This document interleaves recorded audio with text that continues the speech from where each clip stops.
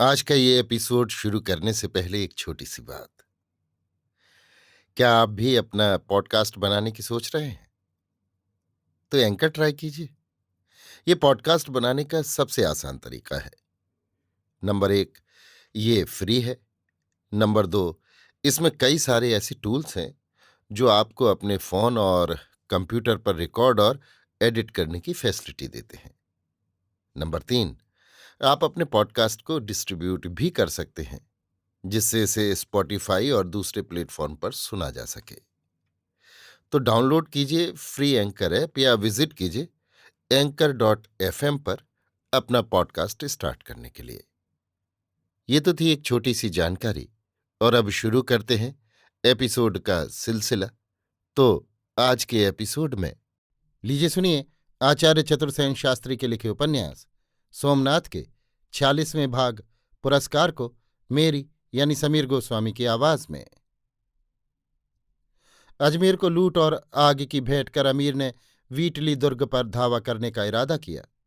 उसे सूचना मिली थी कि वीटली दुर्ग में राजा का शेष परिवार, राजपुत्र, अटूट राजकोष तथा बहुत सी धन सामग्री है। परंतु वीटली दुर्ग साधारण दुर्ग न था। वो एक दुर्गम और ऊंची पहाड़ी पर था। उसकी 3 दिशाओं में सीधी दुरूह पर्वत की चट्टानें और एक दिशा में अगम खंड था। दुर्ग की प्राचीर 22 हाथ ऊंची और 11 हाथ चौड़ी थी। दुर्ग में रक्षा और खान पान के प्रभूत साधन एकत्र थे। दुर्ग भंग करना असंभव था और 10 वर्ष घेरा डालने पर भी दुर्ग ताबे हो, ये संभव न था। उधर अमीर की सेना को भी इस युद्ध में कम क्षति नहीं हुई थी।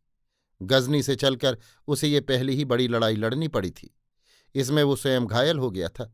साथ ही उसके बहुत से साहसी सैनिक खींच रहे थे। बहुत से घोड़े मारे गए थे।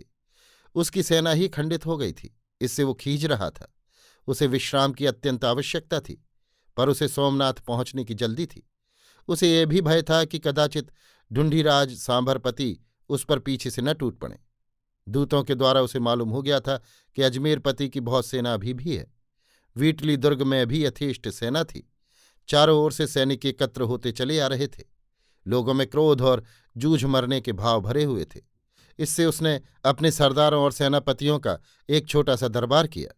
सब विषयों पर विचार विमर्श कर तुरंत गुजरात की ओर कूच करने का विचार स्थिर किया। तुरंत अभी उसे एक महत्वपूर्ण काम और करना था। वो था उस विश्वासघाती को पुरस्कृत करना जिसकी सहायता से उसकी विजय पराजय में बदल गई थी। ये अजमेरपति का मंत्री पुत्र सोढ़ल था, जिस पर राजा का पुत्रवत प्यार और विश्वास था, और जिसे राजा ने 8,000 सवार और 15,000 पैदल देकर अजमेर की रक्षा सौंपी थी। अमीर ने उसे अपने सम्मुख उपस्थित करने की आज्ञा दी। सामने आकर युवक ने अमीर की कौर्निश की। अमीर ने पूछा, तुम ही वो आदमी हो जिसने हमें अजमेर के वीर महाराज के सब भेद दिए? मैं ही वो आदमी हूं। तुम अजमेर के महाराज के मंत्री पुत्र और उपसेनापति हो? जी हां। अजमेर के महाराज ने तुम्हारे साथ कभी कोई बदी की थी? नहीं।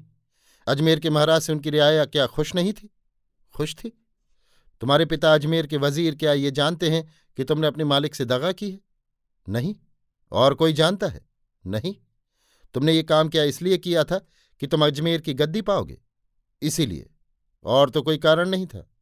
और भी कारण था। वो कहो। महाराज की एक पुत्री थी। फिर? मैं उसे प्यार करता था। समझा।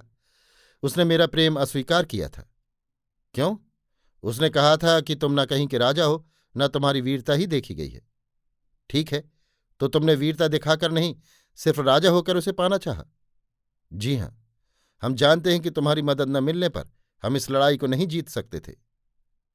अब मुझे वादे के अनुसार अजमेर की गद्दी मिलनी चाहिए। अजमेर के महाराज का कोई वारिस है? है। क्या उसके पास काफी फौज है? है। राजा होने पर यदि वो तुमसे लड़े तो आप अपनी सेना से मेरी मदद करें, मैं आपको खिराज दूंगा। ये तो हमने वादा नहीं किया था। यशस्वी अमीर ने वादा किया था कि यदि मेरी मदद से अमीर जीत जाएंगे तो मुझे अजमेर की गद्दी देंगे। लेकिन ये वादा नहीं किया था कि इसके लिए अजमेर के राजा के उत्तराधिकारी से भी लड़ेंगे। मैंने अपना वादा पूरा कर दिया। अब वो लड़की तुम्हारे राजा होने पर तुमसे शादी कर लेगी? अफसोस नहीं। क्यों? वो रानी मां के साथ जल मरी। क्या वो जानती थी कि तुम इस प्रकार राजा होने की तैयारी कर रहे हो? नहीं, पर मैंने कहा था कि मैं राजा होकर तुम्हें दिखाऊंगा। वो क्या तुम्हें प्यार करती थी? नहीं, किसी और को प्यार करती थी। ढूंढीराज सांभरपति के पाटवी कुंवर को। पाटवी कुंवर कहाँ है? लड़ाई में काम आए। कुछ देर तक अमीर गंभीर मुद्रा में सोचता रहा। फिर उसने आहिस्ते से कहा, तो अपने वायदे के मुताबिक हम तुम्हें अजमेर का राजा मंजूर करते हैं। खुदावंद अमीर की जय हो।